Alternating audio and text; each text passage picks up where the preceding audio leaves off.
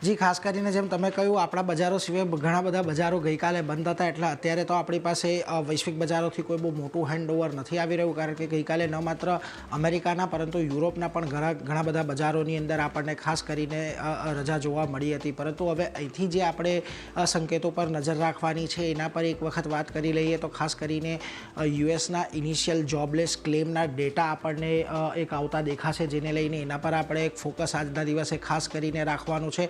અને આ ઉપરાંત પણ અન્ય ઘણા બધા સંકેતો જે અઠવાડિયા દરમિયાન જે હવે 1-2 દિવસનું ટ્રેડિંગ સેશન બાકી છે એના પર આપણે ખાસ કરીને નજર રાખતા રહીશું. કન્સ્ટ્રક્શન સ્પેન્ડિંગના આંકડા પણ અહીંયાથી આપણને આવતા દેખાવાના છે, એટલે એના પર પણ એક ખાસ કરીને નજર આપણે અહીંયાથી રહેવાની છે. જોકે આજના દિવસે સવારે જ્યારે યુએસ ફ્યુચર્સની વાત કરો, થોડો ઘણો કારોબાર ત્યાં પણ મ્યુટેડ આપણને અહીંથી રહેતો જોવા મળ્યો હતો. પરંતુ ઓવરઓલ અત્યારે આપણે ખાસ કરીને એશિયાના બજારો તરફથી નજર કરી લઈએ તો એશિયાના બજારોની અંદર આજે તમને મોટે ભાગેના બજારોમાં તમને થોડું ઘણું દબાણ સાથેનું જ કામકાજ ખાસ કરીને જોવા મળી રહ્યું છે.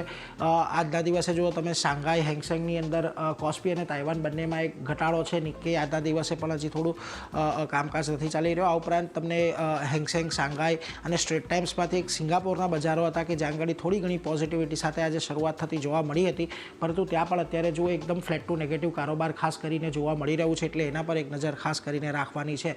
પરંતુ અત્યારે જુઓ તમને ગિફ્ટ નિફ્ટી તરફથી આજે જે સંકેતો મળી રહ્યા છે એ પણ થોડાક દબાણ તરફના જ તમને આજના દિવસે મળી રહ્યા છે. સવારમાં લગભગ ગઈકાલે આપણે જે 23,816ની આજુબાજુ બંધ 800ની ઉપર ખાસ કરીને ગઈકાલે ફ્યુચર્સ બંધ થયા હતા, ત્યાંથી અત્યારે થોડાક દબાણ તરફી કારોબારો આપણને ગિફ્ટ નિફ્ટી તરફથી પણ મળતા દેખાઈ રહ્યા છે.